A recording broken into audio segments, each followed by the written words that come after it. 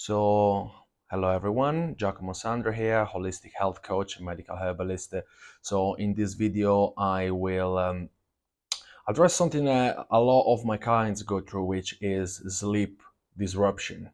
And there's so many reasons why people struggle to fall asleep, struggle to maintain sleep. They woke up completely unrefreshed. It takes a very long time to wake up. So, in this video, I'm gonna go through some of the main causes that I have noticed with sleep disruption and some of the strategy that you can adopt. So one of the most important factors to address when considering sleep disruption is light exposure.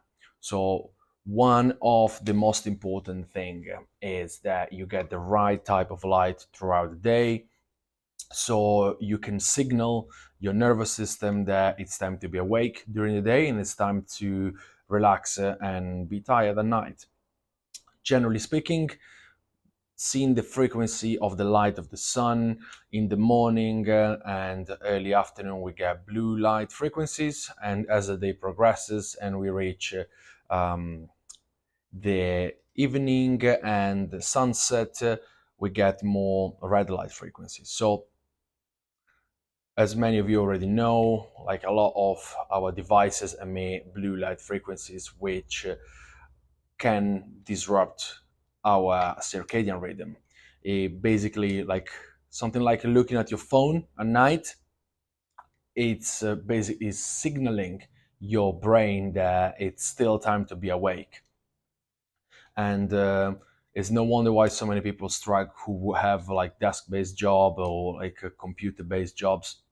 They are the group most at risk for sleep disruption. So, most importantly, you'd say using a pair of orange glasses or using any option on your screen to reduce the emission of blue light is one of the most important things to do, especially if you spend a lot of time in front of screens.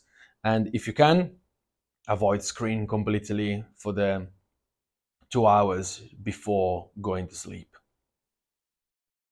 Secondly, what's important long term is to cultivate your gut microbiome.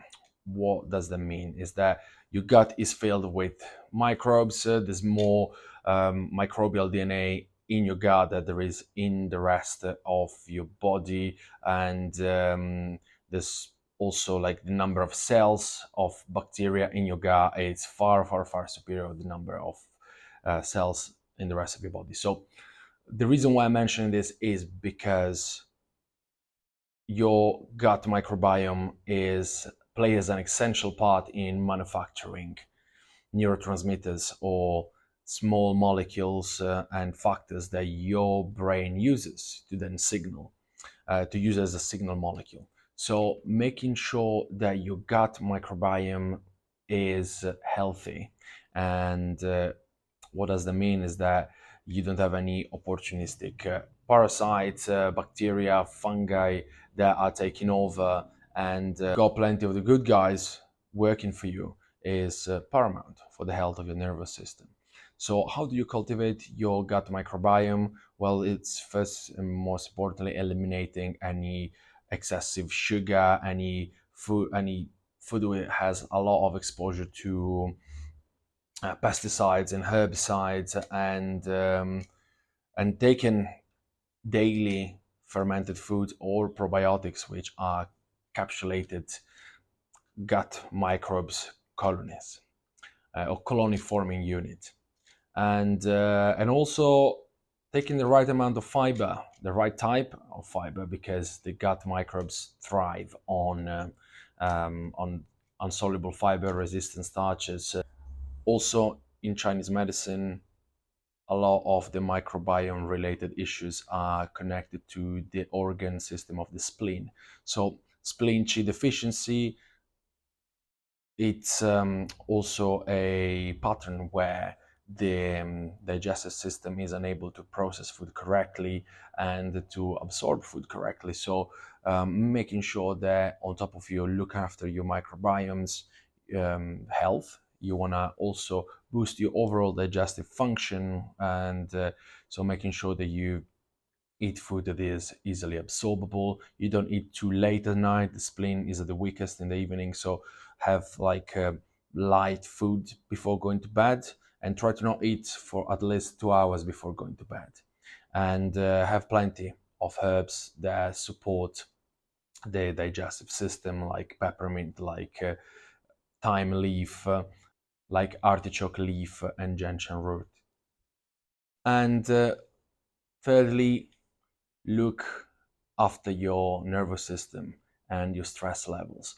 It's a bit of a cliche here, but if you overstress and your mind is over racing, you are most likely gonna experience a very terrible night of sleep, or you're gonna wake up feeling unrefreshed. So make sure that in your day-to-day life you have practices that help you manage the stresses in your life. There's some stressor that you can choose, and you can slowly work with the eradication of these stresses from your life. But other stresses that at the moment impossible to eliminate. So what you want to build is practices that cultivate resilience. So even though there's a pressure from the outside, your inner state still remains calm, and you activate less and less your fight or flight response, while you keep nourishing your rest and digest activation side of your autonomic nervous system. So practices that focus on the mind, like mindfulness, like breath work, can be very, very useful. But also embodiment practices such as yoga, tai chi, qigong can also be very useful at reducing the level of activation of the fight or flight response. From a Chinese medicine perspective as well, a lot of chronic stress is defined as liver qi stagnation, which in TCM, they basically say that if the liver is unable to move the qi correctly across the body, it will cause stiffness, tension, an over-racing mind, and feelings of oppression, feeling of resentment and anger, irritability. So here, alongside stress management, movement is very, very important. So if you feel that you can't sleep because you feel tense, you feel tired, you feel your mind is racing at night, you get all this emotion bubbling up of irritability and tension, find an embodiment practice in the evening, or even some light exercise or some heavy exercise too, if you can take it on. Fourthly, electromagnetic smog. That's another one that it's very big. So making sure that when you go to bed, like you are in a room where there's no, or as little as possible, artificial frequencies like Wi-Fi, smart meters like 5G. So switch off all the electronic devices, including your phone, or put it at least in airplane mode to prevent or at least to minimize any exposure to electromagnetic frequencies. For women, especially, it's very important to understand how their hormonal profile is. Very often, if there is an excess of estrogens and or what's called an estrogen dominance, there will be disruption in sleep, because estrogen, in a lot of the many things it does, it can stimulate the nervous system. So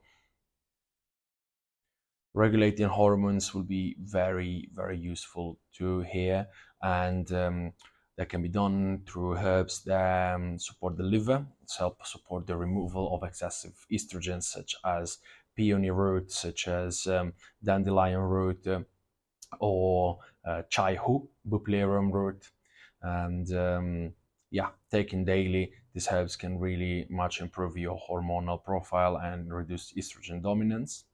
On the other side, for women who are more close to perimenopause and menopause, also balancing hormones will be very useful here, because also a lack of estrogens can cause a lot of heat to rise in the body, and that may lead to palpitation, nervousness, restlessness at night. So Again, here it's supporting your hormones with herbs that tonify reproductive system and then support hormones like shatavari root, like black cohosh root, etc.